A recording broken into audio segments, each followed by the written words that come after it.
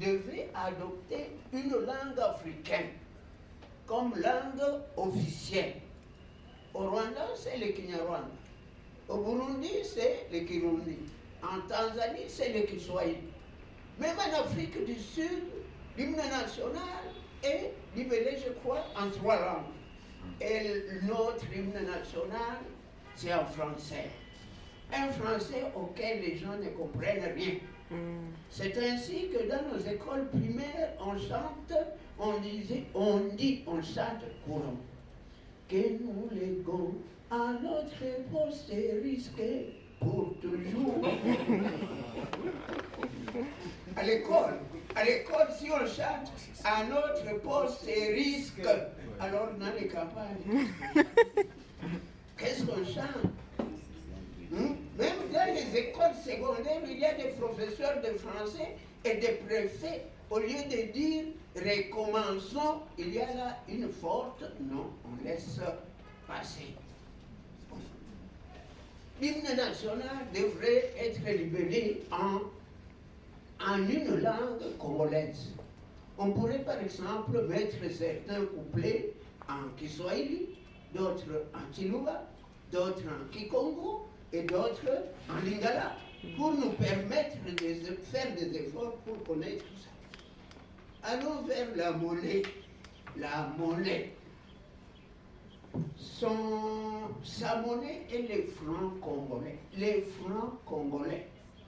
Est-ce que c'est normal que nous continuions à utiliser les francs au moment où nos colonisateurs ont déjà abandonné les francs? Eux-mêmes sont maintenant au niveau de l'euro. La France est au niveau de l'euro. La Belgique au niveau de l'euro. Et nous, voulons-nous être plus catholiques que les Papes pour avoir une monnaie qu'on appelle le franc? Et c'est ici qu'il faut faire l'éloge de Mobutu qui avait créé le Zaïre. Et vous savez qui lui avait inspiré l'idée de créer le Zaïre? C'est l'ancien premier gouverneur du Kivu, Jamiro. Un pays qui n'a pas sa propre monnaie, je crois qu'il n'est pas correct. Est-ce que nous avions des monnaies avant l'arrivée de ce qu'on peut appeler la francophonie, la lusophonie? Avant que les Portugais arrivent, ils ont trouvé une monnaie dans l'ancien royaume Congo. Les Nzimbu, chez les Barega, chez les Nzimbu, chez les Bashi, c'est les Nzimbu qu'on appelle Mizaba Kori. Presque dans toute l'Afrique précoloniale, c'était les Kori. Pourquoi nous ne pouvons pas recréer une monnaie forte? Parce que nous avons quand même des affaires qui peuvent nous aider à garder la monnaie. Nous avons ce qu'on appelle la langue officielle, le français. Promouvoir le français. Là, nous nous sommes trompés. Je vois en face de moi ici Darius Kitoka. Il croit que la langue française est supérieure à nos langues à nous. Parce qu'on l'a appelée langue de gentillesse et d'honnêteté. Depuis qu'on a adopté une forme de science de recherche qu'on appelle l'afrocentrisme, on a découvert que toutes les langues viennent de l'Afrique. Presque toutes les langues viennent du Congo. Le français lui-même vient du Congo. Je vais vous donner quelques exemples. Nos professeurs de français, quand nous donnons les origines de certains mots, nous nous arrêtons au latin et au grec. Nous n'avons pas l'inspiration d'aller au-delà. Parce que si nous allons au-delà, on va dire unasema bongo. Or, nous allons vous montrer que hatusemi bongo. Voici un verbe lingala. Kobeta, frapper.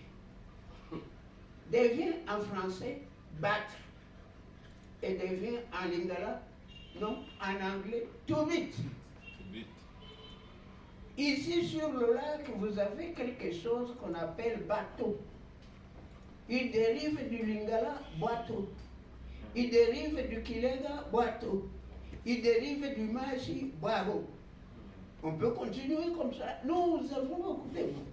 Mais puisque nous y sommes, allons vers la Bible. Monsieur Lavet a ici un livre de Jean-Marc Ella, l'écrit de l'homme africain, et j'ai vu là un chapitre intitulé « Une lecture africaine de l'Exode ». De l'Exode. Commençons par un premier livre de la Bible, Genèse. Le premier homme s'appelle Adam, d'âme. Si vous voulez, vous ouvrez un dictionnaire biblique, vous allez voir qu'on explique Adam par la couleur rouge. C'est Adam là, mot français, en tout cas il vient du Kiswahili, d'âme. Son épouse s'appelle Ève. Or, Ève, c'est la déformation de Hawa, qui signifie air. Les premiers hommes, en tout cas, on les désigne par des mots swahili. Les gens